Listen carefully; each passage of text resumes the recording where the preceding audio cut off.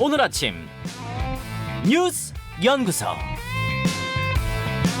오늘 아침 뉴스의 맥을 짚어드리는 시간 뉴스연구소. 오늘은 김준일 뉴스톱 대표와 함께합니다. 어서 오십시오. 예, 안녕하세요. 예, 첫 번째 뉴스 어디로 갈까요? 예, 먼저 그 속보부터 중앙재난대책안전본부가 지난 8일부터 오늘 오전 6시까지 예. 13명이 집중호우로 숨지고 6명이 실종이 됐어요. 그래서 사망이 1명 늘고 실종이 1명 줄었는데 그 서초구에서 남매가 실종이 됐었잖아요. 근데 동생은 이제 발견이 됐는데 그 누나도 지금 발견이 됐습니다. 그 맨홀에서 실종된 남매. 예. 그러니까 마저 한 분의 시신이 발견이 된 거군요. 예, 맞아. 예. 4km 떨어진 지점에서 1.5km 떨어진 지점에서 이제 발견이 됐습니다. 그래서 현재 이제 부상자는 18명으로 지금 확인이 됐습니다.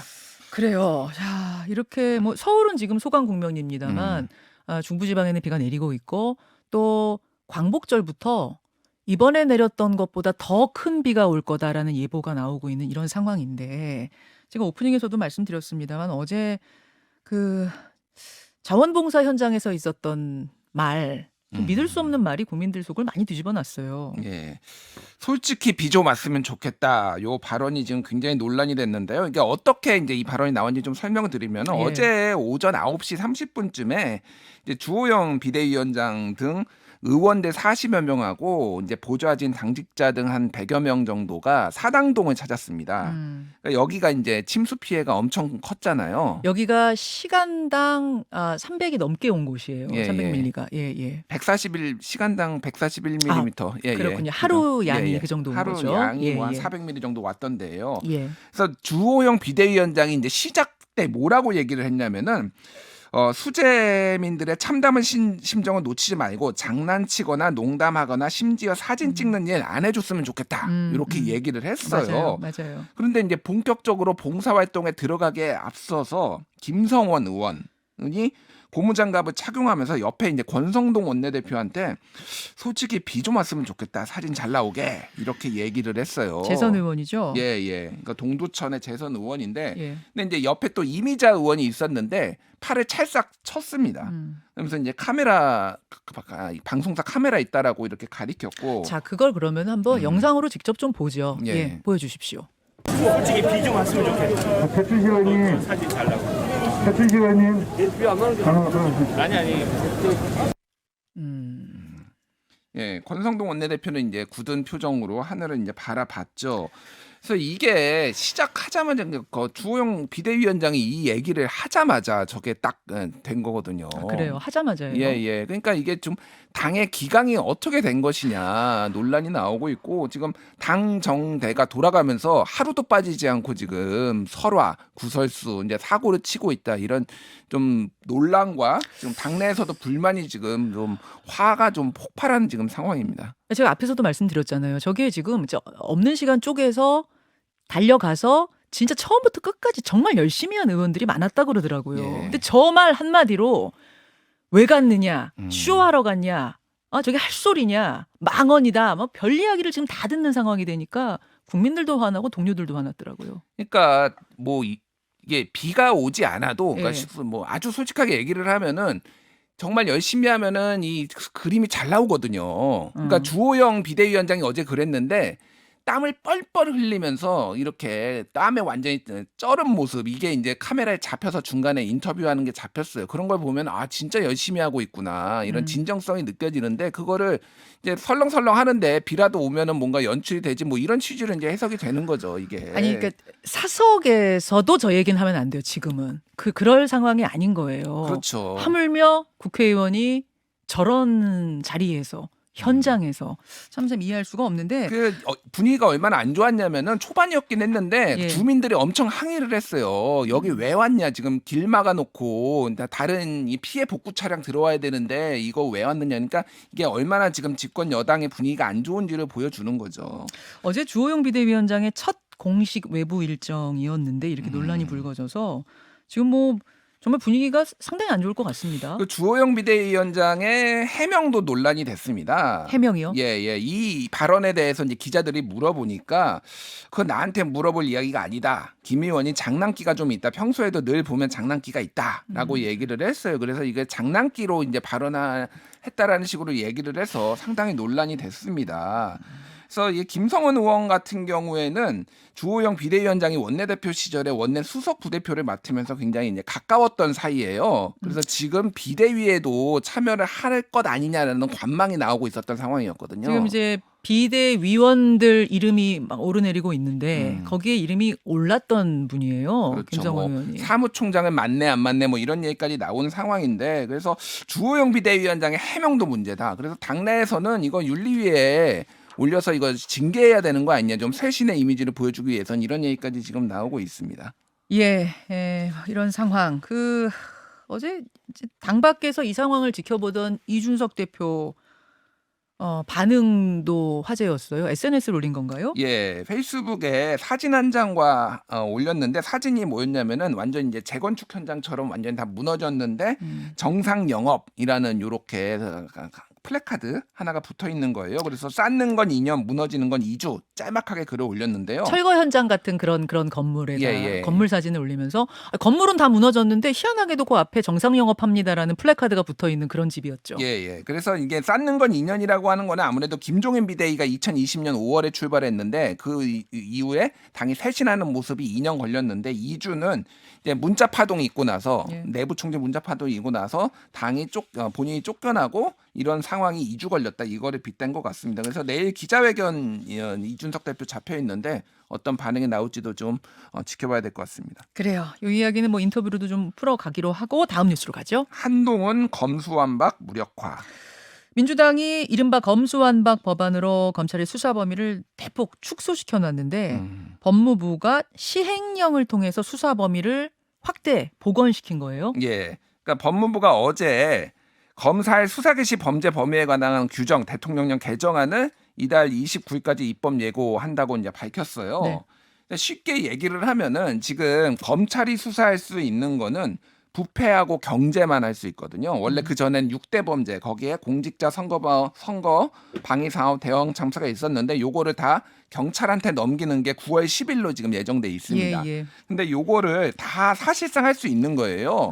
그러니까 쉽게 얘기를 하면 이게 법안을 만들 때부터 이럴 우려가 있다라고 논란이 좀 있었어요. 근데 부패 범죄도 이게 그 부패랑 경제잖아요. 그러면 경제가 돈이 안 걸린 게 없습니다. 뭐 웬만한 거는 다 돈이 걸리는 거. 예를 들면 마약 같은 경우에도 마약 유통하면은 이게 다 경제잖아요.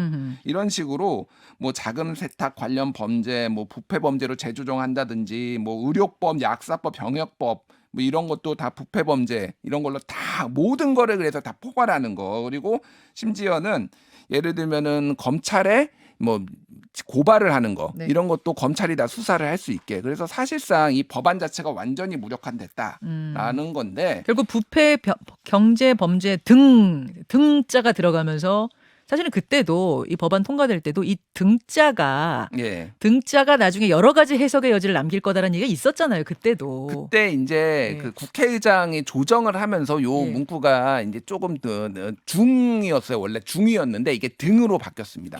그러니까 근데 이게 정확하게 어떻게 돼 있냐면은 검찰청법 4조 검사의 직무에 부패 범죄, 경제 범죄 등 대통령령으로 정하는 중요 범죄예요. 그러니까 이 등을 이거 외에도 다 할 수 있고 더 넓힐 수 있다라고 법무부에서는 이제 보고 이거를 다 이제 넣은 거예요.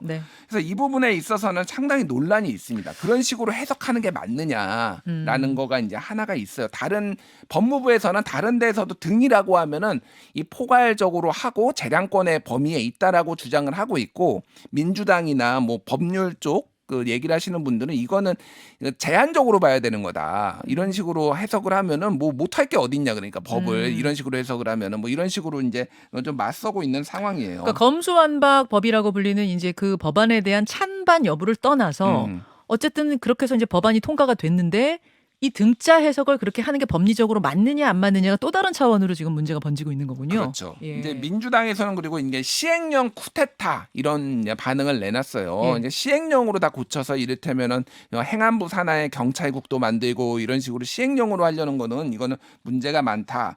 국회와 전면전 벌이려는 거냐 아니냐 이렇게 해서 민주당의 반응도 필요 좀 지켜봐야 될 것 같고 일각에서는 민주당에서는 지금 법도 다시 바꿔야 된다. 이 법. 무슨 법이요? 이 등으로 돼 있는 거 이거 그 다시 자체를 다시 고쳐야 된다? 다시 재개정해야 된다라는 등자 빼야 된다? 그런 얘기까지 지금 나오고 있는 상황이에요. 그러면은 이제 이 시행령 자체가 문제가 돼 버리니까 이제 폐기되거나 그렇게 된다는 거죠. 그 시행령이라는 게 국회가 만든 법률의 가이드라인 안에서 뭐 대통령령으로 이런 식으로 그 안에서는 얼마든지 만들 수 있는 거잖아요. 국회 상관없이.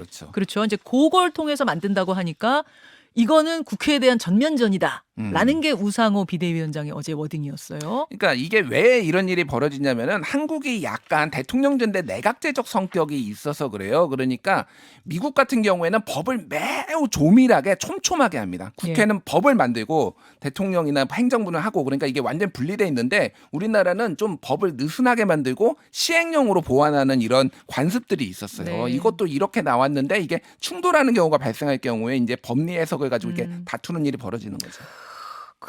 요 얘기는 오늘 김남국 의원이 사실은 이제 뭐 당헌 80조 얘기 가지고 오늘 인터뷰가 준비가 돼 있는데 요 얘기도 한번 제가 질문을 드려보도록 하지요.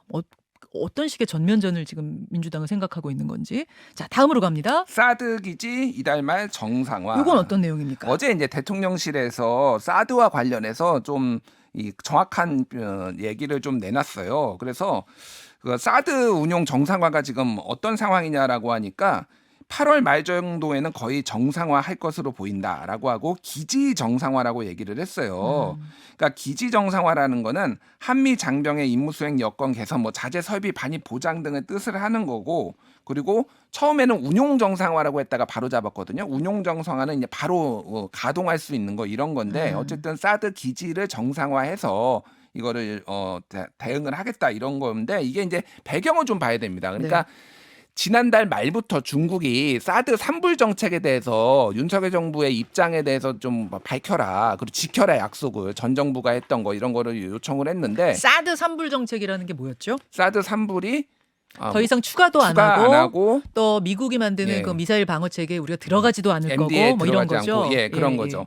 그런 것들을 이제 해서 그게 이제 그 사드 보복이 있었을 때 문재인 정부가 당시에 이제 중국하고 합의를 했다라는 부분이에요. 그게 이제 국회에서도 이제 강경화 외교부 장관이 나와서 얘기를 했는데 이거를 놓고 이게 국가 간 어떤 협의냐 아니면은 단순히 어떤 입장이냐 요거를 놓고 해석이 좀 많이 다른 거예요. 중국에서는 아니 그 전 정부가 분명히 우리한테 얘기했다 이런 입장인 거고 우리는 그거 아니다. 약속한 적 없다. 이런 건 거죠. 그러니까 중국은 이거는 국가 간 약속이다라고 보고 있고 이거는 정부의 스탠스였다. 입장이었기 때문에 우리 정부는 윤석열 정부는 바뀌었기 때문에 스탠스가 이거는 지킬 필요가 없다라는 거예요. 완전 다르네요. 완전히 해석이. 다른데 완전 다르네요. 얼마 전에 박진 외교부 장관이 가가지고 산불 정책 다시 안 지키겠다고 다시 한번 확언을 했는데 중국이 1한까지 내걸었어요. 1한은 뭐예요? 1한은 뭐냐면은 한마디로 얘기하면은 지금 있는 사드도 운용을 하지 않겠다라고 한국 정부가 약속을 했다라는 거예요.